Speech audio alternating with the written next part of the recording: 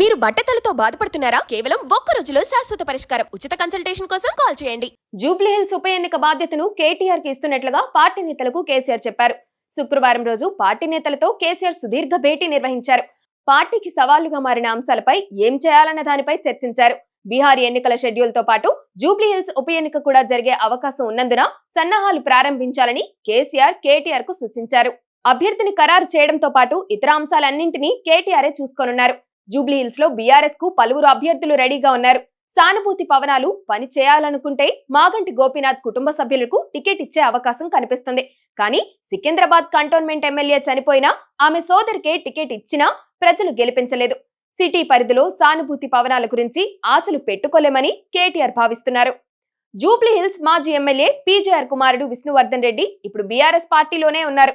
రేవంత్ తన సోదరిని కాంగ్రెస్ పార్టీలో చేర్చుకోవడంతో ఆయన వ్యతిరేకించి బీఆర్ఎస్ పార్టీలో చేరారు. కానీ పోటీ చేసే అవకాశం మాత్రం రాలేదు. ఇప్పుడు ఆయనతో పోటీ చేస్తే ఎలా ఉంటుందన్న దానిపై కేటీఆర్ పరిశీలన చేస్తున్నారు. కాంగ్రెస్ తరపున అజహీర్ బరిలో ఉండటం దాదాపు ఖాయమని భావిస్తున్నారు. కేటీఆర్ కు జూబ్లీహిల్స్ ఉప ఎన్నిక ఓ సవాల్ లాంటిదే. అత్యంత కఠిన పరిస్థితుల మధ్య ఆయన ఈ ఉప ఎన్నికలో బీఆర్ఎస్ ను పోటీలో ఉంచాల్సి ఉంది. తేడా వస్తే ఆయన నాయకత్వ సామర్థ్యంపై మరిన్ని విమర్శలు పెరుగుతాయి.